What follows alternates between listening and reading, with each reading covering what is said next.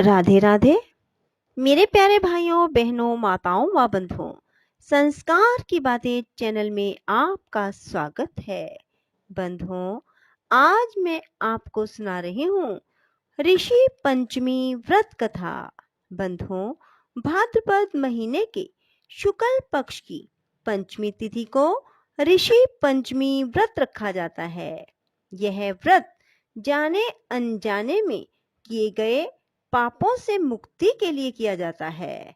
बंधुओं, इसलिए हो सके तो ऋषि पंचमी व्रत को हर मनुष्य और हर नारी करे।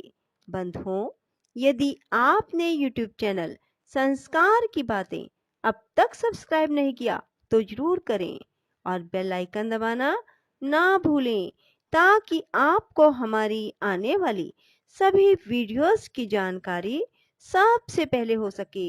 बंधुओं, कथा को पूरी सुनने के बाद कमेंट बॉक्स में राधे राधे अवश्य लिखें। ऋषि पंचमी व्रत कथा। विदर्भ देश में उत्तंक नामक एक सदाचारी ब्राह्मण देव रहते थे। उनकी पत्नी बड़ी पतिव्रता थी, जिसका नाम सुशीला था। उन ब्राह्मण के एक पुत्र और एक पुत्री, दो संतान थी। विवाह योग्य होने पर उन्होंने समान कुलशील वर के साथ कन्या का विवाह कर दिया। दैवयोग से कुछ दिनों बाद वह विधवा हो गई। दुखी ब्राह्मण दंपति कन्या सहित गंगा तट पर कुटिया बनाकर रहने लगे।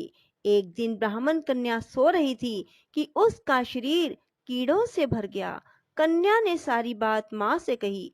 माँ ने पति से सब कहते हुए पूछा, प्राणनाथ, मेरी साध्वी कन्या की यह गति होने का क्या कारण है? उत्तंक जी ने समाधि द्वारा इस घटना का पता लगाकर बताया। पूर्व जन्म में भी एक कन्या ब्राह्मणी थी। इसने रजस्वला होते ही बर्तन छू दिए। इस जन्म में भी इसने लोगों की देखा देखी भाद्रपद शुक्ल पंचमी अर्थात ऋषि पंचमी का व्रत नहीं किया, इसलिए इसके शरीर में कीड़े पड़े हैं।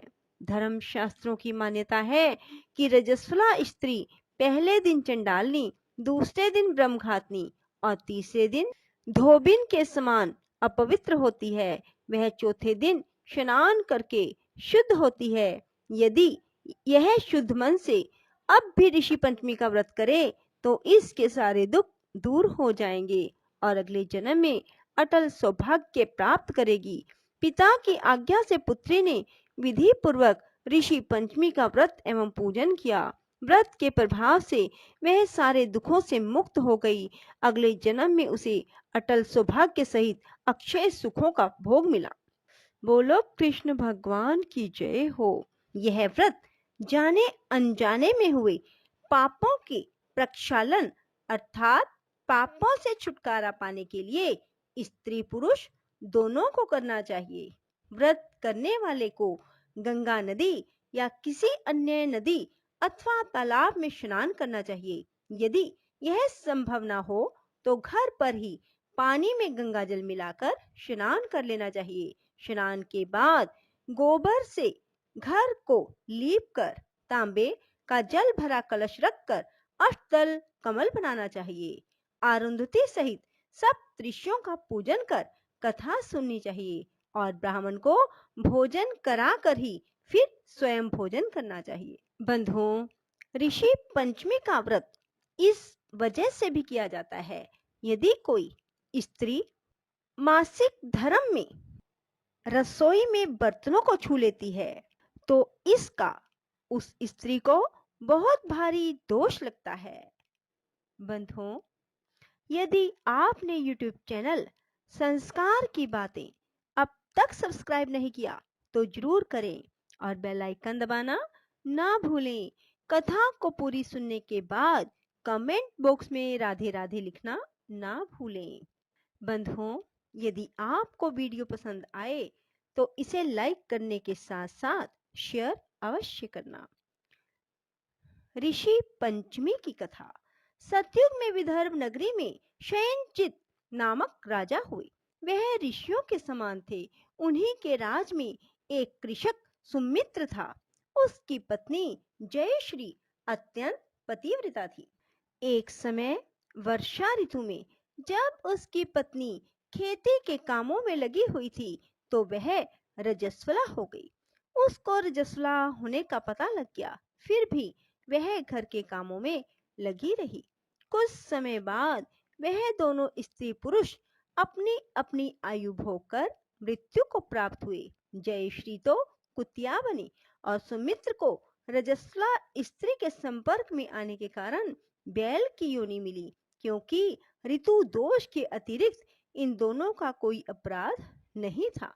इसी कारण इन दोनों को अपने पूर्व जन्म का समस्त विवरण याद रहा। वे दोनों कुतिया और बैल के रूप में उसी नगर में अपने बेटे सुमित्र के यहाँ रहने लगे। धर्मात्मा सुचित्र अपने अतिथियों का पूर्ण सत्कार करता था। अपने पिता के श्राद्ध के दिन उसने अपने घर ब्राह्मणों को भोजन के लिए नाना प्रकार के भोजन बनाए। जब उसकी स्त्री किसी काम के लिए रसोई से बाहर गई हुई थी तो एक सर्प ने रसोई की खीर के बर्तन में विष वमन कर दिया। कुतिया के रूप में सुचित्र की मां कुछ दूर से सब देख रही थी। पुत्र की बहू के आने पर उसने पुत्र को ब्रह्महत्या के पाप से बचाने के लिए उस बर्तन में मुंह डाल दिया।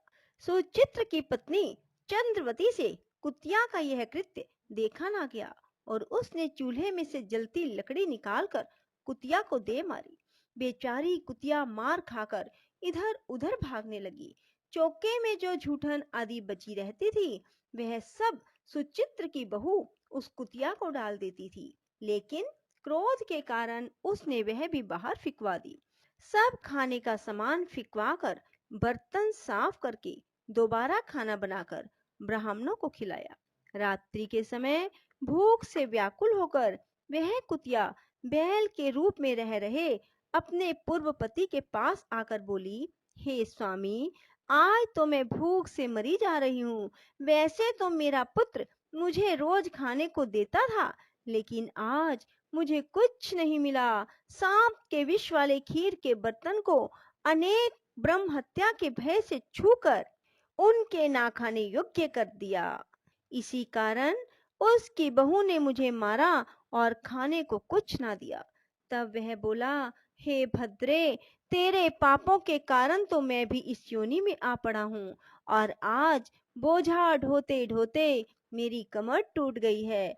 आज मैं भी खेत में दिन भर हल में जुता रहा।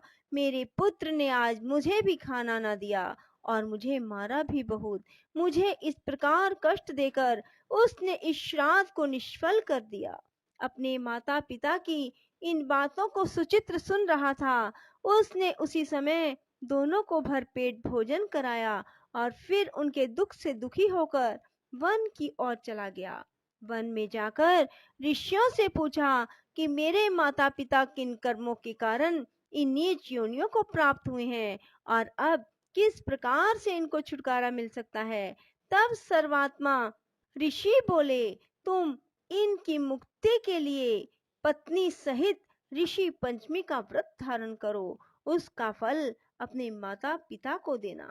भाद्रपद महीने के शुक्ल पक्ष की पंचमी को मुख शुद्ध करके मध्याह्न में नदी के पवित्र जल में स्नान करना और नए रेशमी कपड़े पहनकर अरुंधति सहित सब ऋषियों का पूजन करना। इतना सुनकर सुचित्र अपने घर लौट गया और अपनी पत्नी सहित विधि विधान से पूजन व्रत किया। उसके पुण्य से माता पिता दोनों पशु योनियों से छूट गए।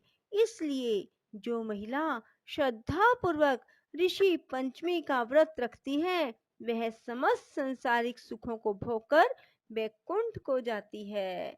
बोलो कृष्ण भगवान की जय। राधे राधे। जय श्री कृष्णा। बंधुओं, यदि आपको हमारी वीडियो पसंद आए तो इसे लाइक करने के साथ साथ शेयर अवश्य करें। धन्यवाद।